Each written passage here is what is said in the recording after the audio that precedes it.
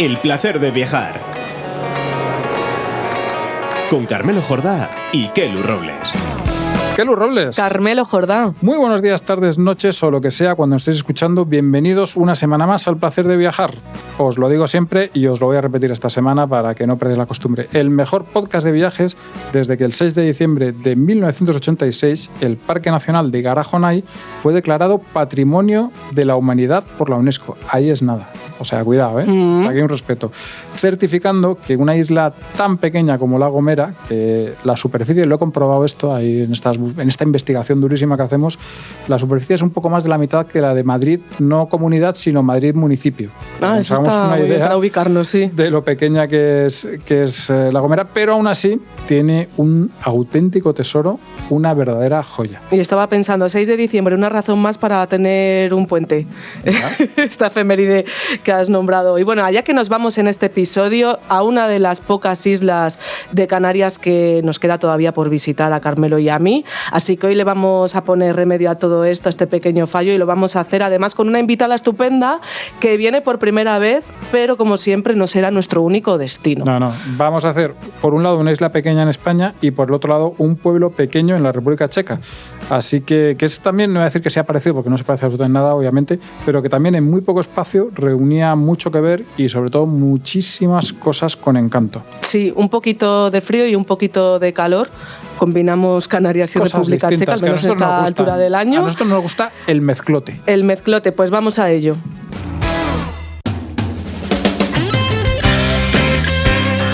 Bueno, decíamos en la introducción que tenemos una invitada muy especial, que es el primer día que viene al placer de viajar, espero que no el último, y que es Elisa Ventoso, de la que puedo dar fe en primerísima persona, que es una estupenda viajera y además de eso es periodista, obviamente, y editora de The Luxonomist, a ver si lo digo bien, que es un diario especializado en lujo y estilo de vida. En fin, que tenemos una pedazo periodista que estoy muy contento de que esté con nosotros. Y Elisa, bienvenida a tu podcast. Muchísimas gracias por la oportunidad. Es mi primer podcast. Qué bien, pues esperamos que no sea el último. Ojalá. Porque además yo creo que todos llevamos un Luxonomist dentro. Y un podcastero. En España yo creo que todos llevamos a alguien con ganas de dar la brasa. También llevamos un podcast dentro. Antes estábamos comentando a micro cerrado, Carmelo y yo, que creemos que, hombre, más o menos todo el mundo sabe dónde está La Gomera en el mapa, pero también estuvimos discutiendo sobre el orden yendo desde la península de las Islas Canarias, así que no está tan claro, pero yendo desde la península podemos ubicarlas y contamos que con La Graciosa hoy en día se dicen que son 8 Islas Canarias, sería la sexta en ese orden yendo desde la península. Y esto hace también pensar a mucha gente en cómo se llega hasta La Gomera, cómo se puede uno mover después allí, así que la primera pregunta que te hacemos es esa, ¿cómo podemos llegar hasta allí? Bueno, pues como a cualquier isla, ¿no? Se puede llegar por aire y por mar. Uh-huh. Entonces, La Gomera tiene un pequeño aeropuerto en la parte sur, en un pueblito que se llama Playa Santiago, pero lo que hace la mayoría de la gente y lo que hice yo fue coger un ferry desde Tenerife. Uh-huh. Yo creo que hice algo que no mucha gente hace, que es pasar unas vacaciones allí. Yo estuve 5 días y hay mucha gente que pasa únicamente a pasar el día desde Tenerife. Y creo que no es suficiente para conocer y llevarse una impresión real de lo que es la isla en general. Pues haznos así una primera introducción de lo que es la isla en general. ¿Cómo la definirías? Pues mirad, es una isla pequeñita, como habéis dicho, y es una isla de naturaleza. O sea, que aparte de tener mar, obviamente, no es un destino de playa al uso. Entonces, yo creo que el turista que acude a La Gomera tampoco es un turista de playa al uso. Diríamos que podría tiene muchos atractivos naturales, tiene pueblos y demás, y quien vaya buscando únicamente playa seguramente tiene otros destinos a los que ir antes que La Gomera. O sea, que para ir allí a pasar unos días yo creo que tienes que ser amante de la naturaleza y un poquito también intrépido. O sea, que hay que romper con esas dos ideas preconcebidas de ¿y solo a pasar el día? Pues no, hay que quedarse, que aquí estamos siempre muy a favor de dormir en los sitios porque se ve más la vida de la gente y además, hombre, pues les dejamos un poquito mejor de economía a esos destinos por otro lado. Y la otra cuestión es que uno cuando piensa en La Gomera es que es verdad, siempre piensa en su naturaleza, pero también habrá pueblos bonitos que tú conociste. Sí, a ver, nuestra idea era hacer un poco todo, ¿no? O sea, conocer la isla en general. En 5 días yo creo que nos dio tiempo a hacernos una idea bastante buena, completa de lo que es la isla y aprovecharla también en todas sus variedades. O sea, que hicimos pueblos, hicimos Garajonay y también nos bañamos, obviamente. Os diré que hay muchísimos pueblos, todos son pequeñitos y nosotros conocimos como los más representativos o un poquito más grandes a lo largo y ancho de toda la isla. Cuando dices grande, ¿de más o menos qué estamos hablando? Bueno, grandes para lo que son, claro, por para eso, lo que es la isla, para que la gente ¿no? se haga una idea. Pues mirad, la capital, que es San Sebastián de la Gomera, tiene unos 10.000 habitantes, no llega. Y ese es el pueblo más grande que tiene toda la isla. El siguiente creo que es Valle del Gran Rey, con unos 4.000. El resto grandes ya van sobre los 1.000, 2.000 o menos. Entonces nosotros estuvimos en uno que se llama Hermigua, porque viendo un poquito el mapa no estábamos muy seguros de quedarnos en la capital por la dificultad que es moverse por la isla. Ah, sí. La dificultad básica es que para ir a cualquier parte tienes que ir por carreteras de montaña. Entonces, claro, imaginárosla como si fuera un soufflé o un flan, ¿no? Como con nata por encima de esto que deja surcos.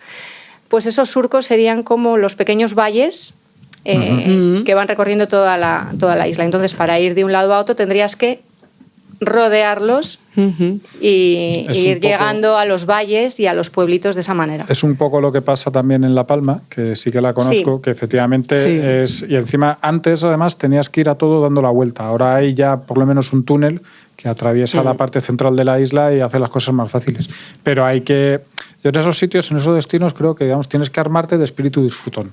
Exacto. En vez de pensar, joder, ahora tengo 1 hora en coche, tienes que pensar, bueno, ahora tengo 1 hora de paisaje maravilloso y vas, iba a decir, vas despacio, no vas a poder correr, o sea que hazte la idea de que vas a ir despacio. A mí como madrileño eso me desesperaba un pelín, pero en fin, yo es que soy un ansioso. Hay que bajar el ritmo, tener el ritmo canario, claro. A mí en el coche me cuesta, no puedo evitarlo, pero en fin, pero que al final es la manera de conocer la isla y yo creo que también es una manera bonita. Porque... Por eso 5 días no son muchos, quiero decir que mucha gente, oye, 5 días que pasaste en La Gomera, si tienes que andar disfrutando de esos puertos de montaña para recorrer y disfrutar de esos pueblitos, pues está muy bien. Sí, la verdad que sí. Oye, una de las cosas que también todo el mundo ha oído hablar, iba a decir todo el mundo sabe, pero no todo el mundo ha oído hablar de La Gomera, es del silbo gomero. Si vas allí así en un viaje de vacaciones, ¿tienes oportunidades de enterarte de qué va un poco la historia? Bueno, mira, nosotros lo hicimos un poquito anecdóticamente, o sea, no íbamos buscando el silbo ni el silbo dio con nosotros. Es patrimonio inmaterial de la UNESCO desde hace unos años y es como una parte muy arraigada la gente que tiene la gente de allí. De hecho, los niños lo estudian en la escuela ahora, pero lo estudian como, nos lo explicó un guía del Parque de Garajonay, como de una forma muy didáctica, como si los niños... como cuando los niños aprenden a leer, ¿no? Entonces, lo que ellos conocieron de pequeños era como los padres los llamaban silbando. Y de esa manera era como que los llamaban por sílabas. No había un lenguaje propio que dijera la E con la A, sino palabras propias que en su contexto podían componer palabras o frases, ¿no? Y cuando ves La Gomera y conoces un poco cómo es la idiosincrasia de la isla, lo entiendes. Porque allí, claro... No hay más que paredes rocosas, muchísimas montañas, los valles están muy lejos y claro, entiendes que la gente pues se valiera un poco del eco y de esos silbidos para comunicarse. Pero, o sea, realmente no es simplemente que te llamo y cuidado que se está... O sea, que decir, que hay comunicación, hay cierto lenguaje complejo. En el pasado lo había. Ahora, bueno, como todo, cayó en desuso y ahora se está intentando recuperar en las escuelas. Claro. Es una cosa curiosísima, yo creo que debe ser único absolutamente en el mundo. No lo he mirado antes, pero me parece que es una cosa realmente... En mi pueblo única. El pastor, hombre, cuando llama a las ovejas para que vuelvan a casa, las ovejas reconocen su silbo, pero estamos hablando, claro, de cosas ya más elaboradas. O grito fuerte. No, este silba, pero lo hace con una entonación muy concreta que las ovejas reconocen y vuelven para casa. Pero claro, estamos hablando de algo que a mí me encantaría, como amante del sonido, y aquí estamos en un podcast que no tiene vídeo, por tanto también lo somos, pues escuchar hablar de esta cuestión, la verdad que solo por eso ya una viajaría a La Gomera. Abro paréntesis, no tenemos vídeo, pero nos podéis escuchar en YouTube. YouTube. Que eso, y ahí también nos escucháis. Y en particular, Garajonay, ¿cómo es? Pues mira, Garajonay es una maravilla de la naturaleza. No sé si habéis estado en algún destino con una naturaleza exuberante, pero Garajonay no tiene nada que envidiar a lugares tipo Costa Rica. O sea, estando haciendo rutas por allí y sin ni siquiera estar haciendo rutas, solamente yendo de un lado a otro, ya la vegetación se come la carretera. O sea, el paisaje es abrumador, es súper bonito, es verde. Vamos, que mi marido que ha estado en Costa Rica dijo que solo le faltaban los monos para ser un paisaje parecido ahí. ¿Te da esa impresión de grandiosidad que te dan algunas veces la naturaleza o es otro tipo de belleza distinta, no sé, como más recogida? Yo creo que podrían ser de las dos maneras. Por cómo son los bosques allí, como que te envuelven, ¿no? Hay una bruma, todo es muy verde, muy húmedo. De hecho, una de las cosas que hay que tener en cuenta si se va a La Gomera es llevar ropa de abrigo, porque entre la parte más alta de Garajonay y quizás las zonas de playa puede haber hasta 15 o 20 grados de diferencia de temperatura. Entonces, son bosques cerrados y muy verdes, salvo por los animalitos, que allí pues hay poca cosa, los pobres. Son, la verdad, que unos bosques muy, muy, muy chulos para descubrir y para recorrer. No hace falta estar en forma, o sea, hay senderos, hay rutas para cualquier tipo de persona, con duraciones, de intensidades, es decir, que cualquiera que vaya allí y tenga interés puede disfrutar del parque. ¿Recuerdas alguna ruta que consideres imprescindible, que te gustara especialmente para disfrutar de toda esa vegetación que has comentado, que además muchas de las ocasiones es endémica y que no vamos a ver, por supuesto, en la península? O que si alguien va menos tiempo de que estuvisteis vosotros, digas, mira, si tú solo tienes 2 días, tiene que ser este. Pues nosotros hicimos una muy bonita en la que se aprecia muy bien la laurisilva, que es la parte más endémica de allí, ¿no? Que transcurre por una zona que se llama el Cedro y las Mimbreras. Es una ruta muy sencilla que pasa por una ermita, donde además hacen también no sé en qué fecha, desde el verano, como una especie de romería y se monta allí buen jaleo. Y esa ruta, que fue muy sencilla, nos gustó muchísimo. ¿Cuánto tiempo, muy sencilla, cuánto tiempo más o menos andando sería? 1 hora y media, 2 horas. Ah, sí, es poquita cosa. Hasta yo sería capaz que lo... Con la fama que te estás ganando en este podcast, que luego Carmelo anda mucho, pero... Sí, yo cuando me pongo a andar, me pongo a andar. En este podcast, aparte de fama de a veces un poco baguetes, nos ganamos también fama de tragaldaba, sería un término técnico, porque nos gusta mucho comer y porque además pensamos que viajar es una oportunidad, entre otras cosas, para comer. ¿Cómo está el tema del comercio y el bebercio en La Gomera? Pues bueno, pues como en todas partes hay cosas interesantes, ¿no? Y en Canarias se come muy bien y La Gomera, a pesar de ser muy pequeñita, también tiene sus propios platos y algunos ingredientes que son como muy típicos de allí. Uno de ellos, yo creo el más sabroso de todos, es el almogrote, que como sabréis es una pasta hecha con queso de oveja y que aliñan con mojo y cada uno tiene su... Riquísimo. Sí. Yo no estaba en La Gomera, pero lo he probado en algún restaurante canario y vamos, una cosa de estas que te puedes comer una bañera. Pues ayer lo ponen sobre todo con champiñones al horno, lo ponen con batata. Y luego tienen, por supuesto, el gofio, que para ellos es una base, ¿no? Para un superalimento. Todo el mundo, sí, la harina y tal. Que ellos lo comen en escaldón, que es como un potaje, ¿vale? Sí. Luego tienen un potaje de berros, que es una sopa caliente que le echan un montón de cosas.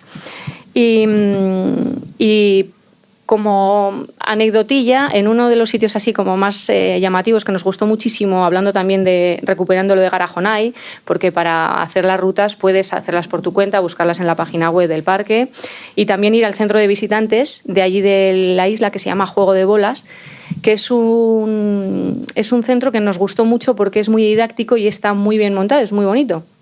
Y en la parte de afuera tiene un patio donde hay una pequeña tiendita con una señora autóctona y un mostrador gigante con galletas de gofio. Galletas de gofio caseras que las vende por unidad y solamente pues, lo mismo hay de gofio que de gofio con limón, con anís, con chocolate, o sea, con café, con todos los ingredientes que se te puedan ocurrir. Eso suena estupendo. ¿Algún restaurante que nos recomiendes concreto? Pues mira, hay uno que es muy famoso en la isla porque la señora que lo regenta desde hace un montón de años es una institución. De hecho, le han dado en 2025 la medalla de oro de Canarias. Se llama Efigenia Borges. Es una señora con ese muy nombre particular. ya tienes casi todo ganado, vamos. Es una señora muy particular que es como una embajadora culinaria de La Gomera, ¿no? Ella ha defendido toda la vida un estilo de vida y de alimentación sostenible, de kilómetro cero. Entonces, su restaurante también va en esa línea. Creo recordar que no se reserva, o al menos nosotros fuimos sin reserva. Entonces, siempre está lleno y ella siempre está por allí y se come, pues, es todo vegetariano y son todo recetas de la isla, todo sencillo. Y también vende sus productos, que yo allí compré el mejor almogrote que hemos probado en Canarias. No solo en La Gomera, sino en todo Canarias.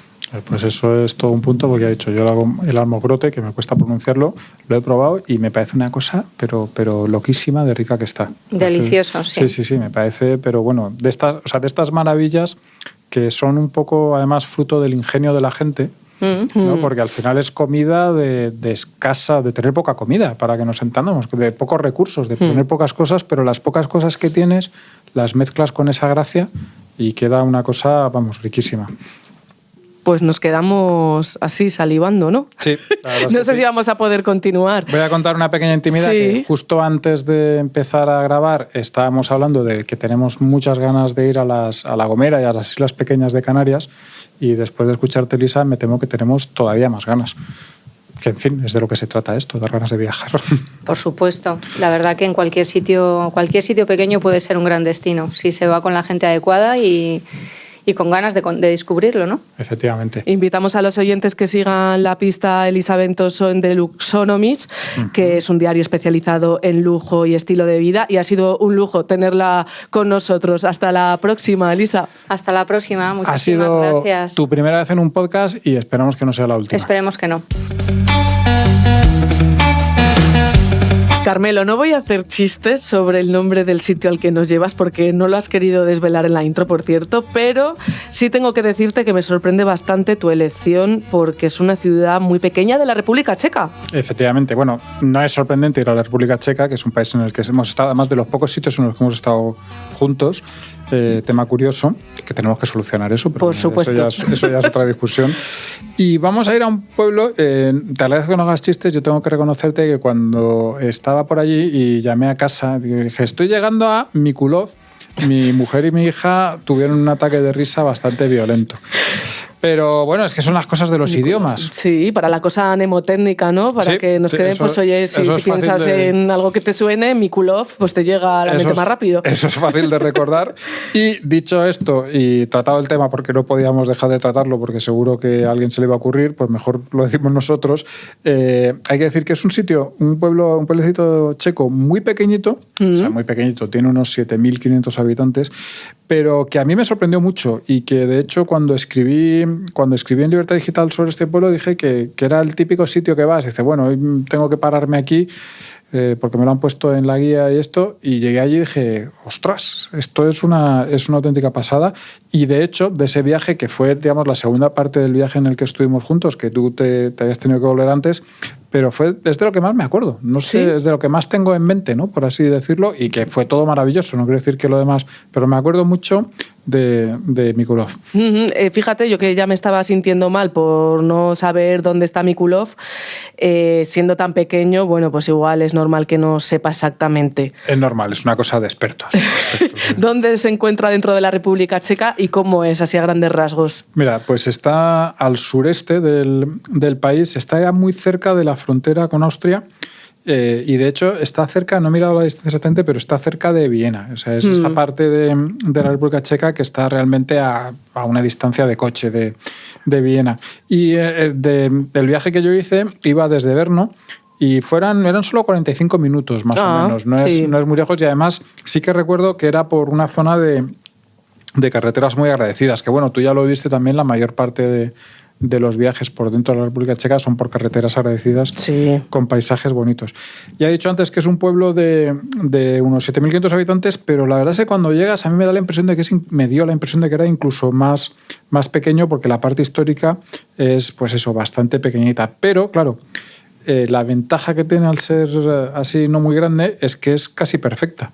Es decir, todas las casas, todo lo que ves son casas tradicionales checas en un estilo súper checo, o vamos, lo que yo asocio con un estilo checo por lo que he recorrido por allí, con fachadas así de colores muy vivos y que esas tú te acordarás que las has visto, que son unas fachadas muy coloridas y que combinan muy bien con estos techos que tienen de teja roja, así como muy en pendiente, que a mí me encantaban esos techos. Y de hecho, fíjate que por cuestiones que no tienen absolutamente nada que ver con esto, está últimamente viendo fotos de la República Checa y tengo muchas fotos de esos tejados rojos, de un rojo además así como muy fuerte y muy empinados y con algunas ventanas llamativas, en fin.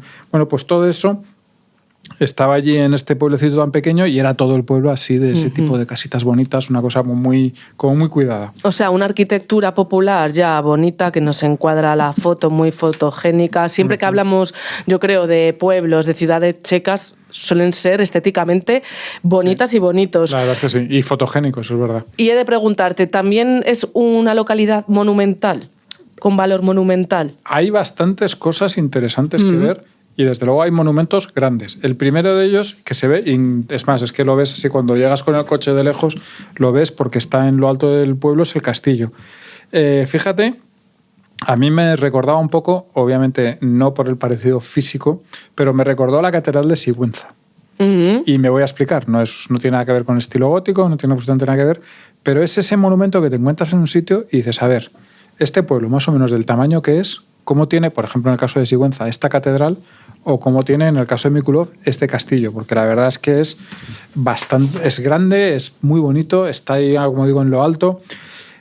Yo, en el viaje que fui, era solo parte de un viaje y estuve poco tiempo y no tuve la oportunidad de entrar, pero estaba así mirando, investigando y tiene unas fotos, o sea, las fotos que he visto dentro son auténticamente espectaculares.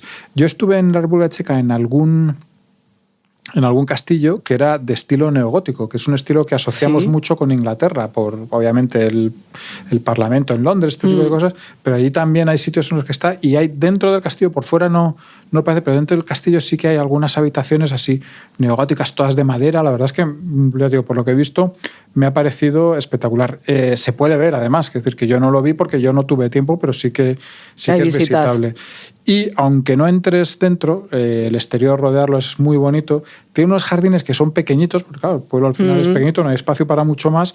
Y luego desde allí, que como estaba así en la parte más alta del pueblo, hay una vista estupenda de toda esa zona que está rodeado, y que recuerdo que cuando yo estuve allí, que es algo que me llamó mucho la atención, porque he visto en muy pocos sitios. Había campos, creo que es soja, si no recuerdo mal, en flor, con una flor amarilla y de un amarillo súper potente. Ahora en Castilla también se ven en algunos sitios y a mí me encantan. Me en la Sierra de Gredos hay bastantes y también las llaman pimpollos, que ahí viene el dicho este de estás como un pimpollo.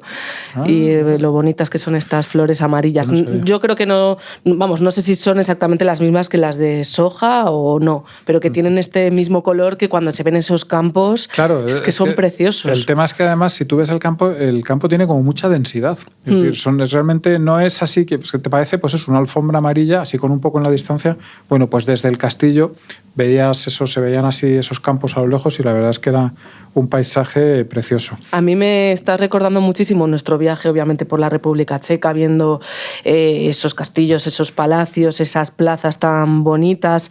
Y también he recordado, ¿te acuerdas de las columnas de la peste tan ornamentadas, tan imponentes, que conmemoran, bueno, pues un hecho fatídico, ¿no? Pero que es un homenaje a todos aquellos que fallecieron por la peste en la Edad Media. No sé si siendo un pueblo tan pequeño también contaba con su columna. Contaba con una plaza espectacular y con su columna. Yo me acuerdo sobre todo de la de Olomouc, si no recuerdo mal que se pronunciaba, que era absolutamente espectacular.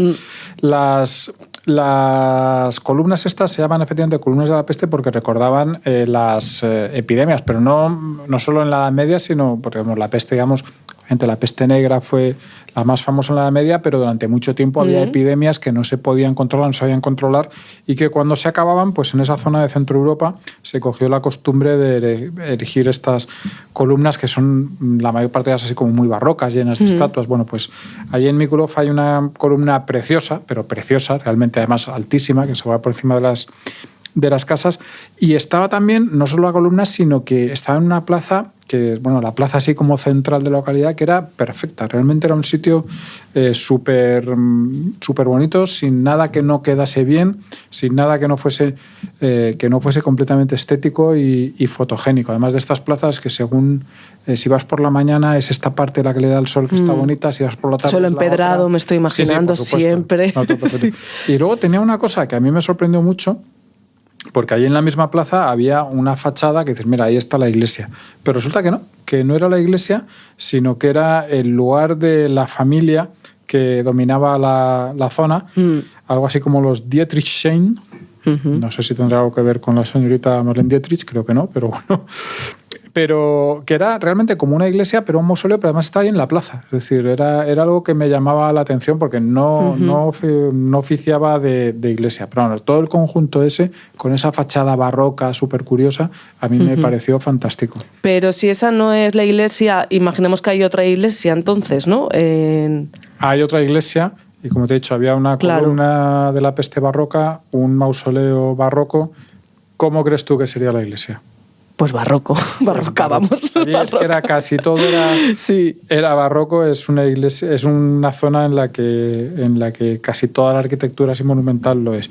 Bueno, pues había, se llama la iglesia San Wenceslao, que es un santo con nombre que siempre me encanta. Y recuerdo que por fuera no era muy llamativa, la verdad, no era tan historiada como, por ejemplo, el mausoleo este del que te hablaba, pero sí que por dentro era francamente bonita. Además era un barroco precioso, muy llamativo y con mucha decoración, pero decoraciones curiosas. No sé, te diría que no era exactamente el barroco al que estamos acostumbrados o no sé si estamos acostumbrados o no, pero bueno, que... Sí, que nos viene a la mente un poco el barroco andaluz, por ejemplo, exacto, ¿no? Que es así de lo más representativo. Otra cosa y nos iba, digamos, al que llegue desde España le va a llamar la atención y yo creo que le va a gustar. Aunque seguro que lo que más le gustaba a la gente es la torre del reloj que tenía la iglesia, que era preciosa, a mí me encantaba, que además era de estas que realmente es que ves que es la referencia del pueblo, que se ve desde prácticamente todo el pueblo, por supuesto son las campanas, y a la que también se podía subir, lo cual no pasa en todos los sitios, y disfrutar de las vistas de allí, que estaban muy bien.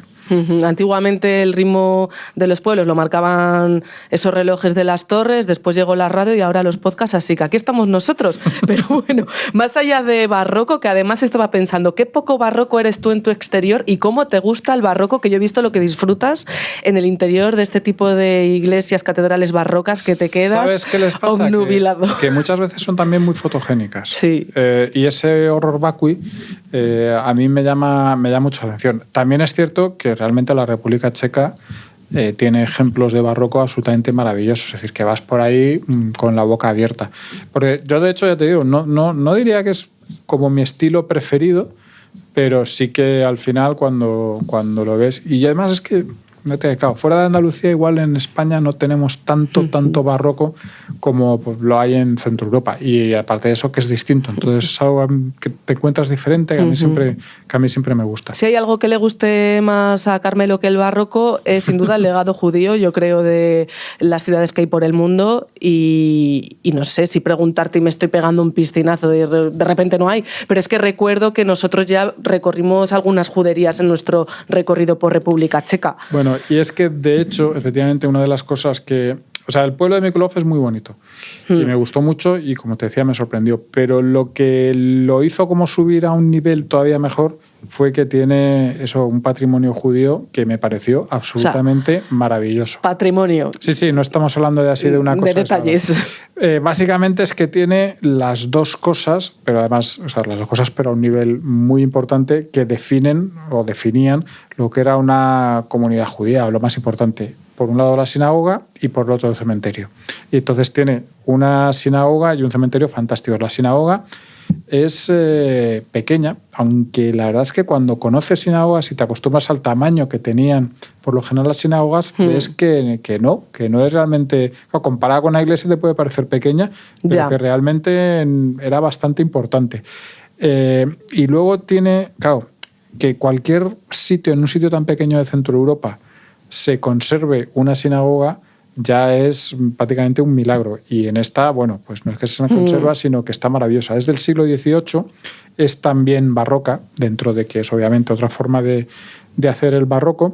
Y no solo se conserva, sino que además está restaurada desde no hace mucho, y es que está como si este sábado fuesen a hacer allí todo el ritual correspondiente. Realmente estaba preciosa. Además, era muy llamativa porque, te digo, para empezar era muy bonita, pero además tenía una estructura que a mí me recordaba un poco, no digo que se parezca, no digo que esté relacionado, no lo sé, pero a mí me recordaba un poco las mezquitas de Estambul. Esa idea de la mezquita otomana que está hecha sobre un gran espacio, ¿no? Central. Entonces tenía, digamos, la sala principal estaba no bajo una columna, no bajo una cúpula, sino bajo 4 cúpulas distintas que se juntaban allí. Entonces tenía una forma, como digo, muy curiosa y que a mí, no sé, me parecía, no sé si decir exótica, o bueno, pues con esa relación que probablemente no la tenga y estoy diciendo una burrada desde el punto de vista de la historia del arte, pero a mí me recordaba eso.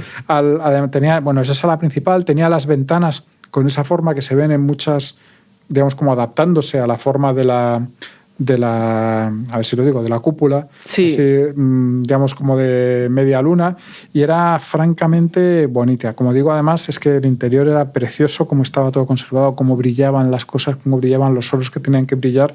La verdad es que era una auténtica maravilla. Muy bien, hemos hablado de lo que te pirra a ti, ahora hablemos de lo que me pirra a mí, que como bien sabes, y también sé que te gusta a ti, es el necroturismo. Sí. Muchos de estos destinos hay unos cementerios increíbles en toda República Checa y, hombre, cada pueblo suele tener su cementerio. No sé si te dio tiempo para... En este caso, sobre todo, el cementerio, digamos, lo que era realmente especial era el cementerio judío, ¿no? Estaba, como siempre pasa con los cementerios, o casi siempre, porque en algunos casos muy extraños no pasa tanto, pero estaba un poco fuera de la ciudad. Entonces, en una zona apartada, tranquila, metida en la naturaleza, lo cual yo creo que también le da un poco ese encanto, ¿no?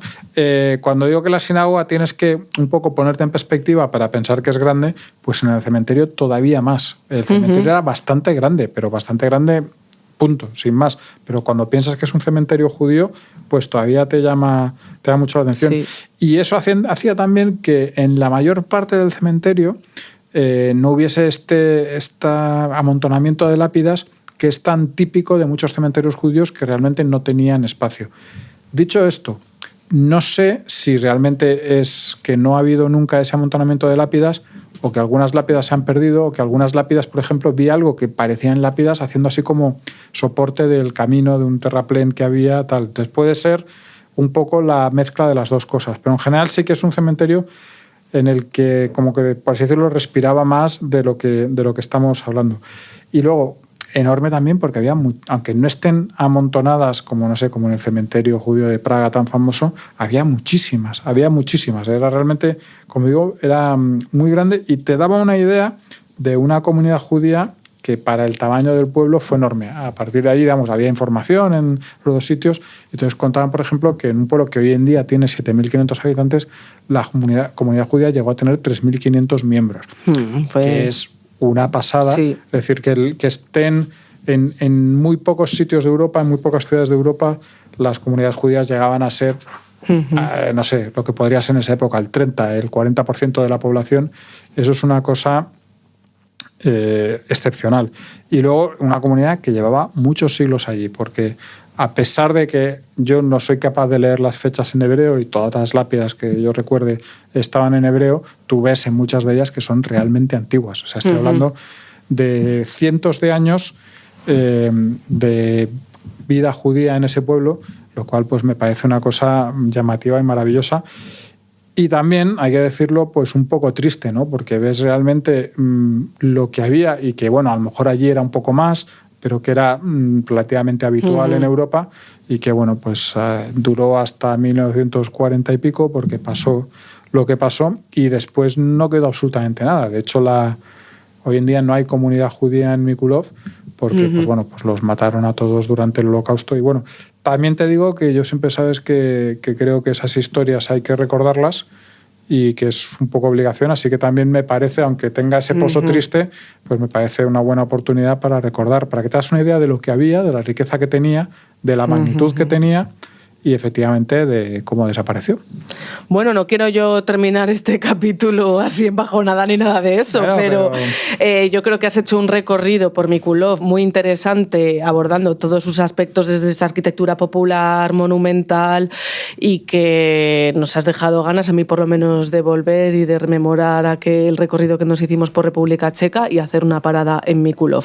Así que... Si alguien está por esa zona del país, por ejemplo, si alguien va a Brno, de verdad que me parece muy, muy recomendable pasarse por allí, como muy recomendable es pasarse todas las semanas por este podcast, podcast en el que hoy nos hemos ido, fíjate, desde La Gomera hasta Mikulov en la República Checa, y esperamos también que nos sigan nuestros oyentes, efectivamente. Ya sabéis, suscribíos para que os llegue automáticamente la notificación de que hemos publicado un nuevo episodio cada jueves. Estamos porque a nosotros nos viene bien, ¿eh? Hay aquí un punto de egoísmo, que lo sepáis, pero es que nos... Porque, claro, por eso todos los influencers dicen lo de dale a la campanita, sí, pues hombre, siempre nos viene bien, efectivamente. Y también saber que estáis al otro lado, escribidnos @carmelojordá, @kelurrobles en redes. Y el placer de viajar, @libertaddigital.com. Hasta la semana que viene. Nos vemos en 7 días. El placer de viajar, con Carmelo Jordá y Kelu Robles. Escucha este y otros programas cuando y donde quieras a través de los podcasts de Libertad Digital y Es Radio. Instala nuestra aplicación para iOS o Android. Entra en nuestra web Es Radio FM o búscanos en iVoox, Apple Podcast o Spotify.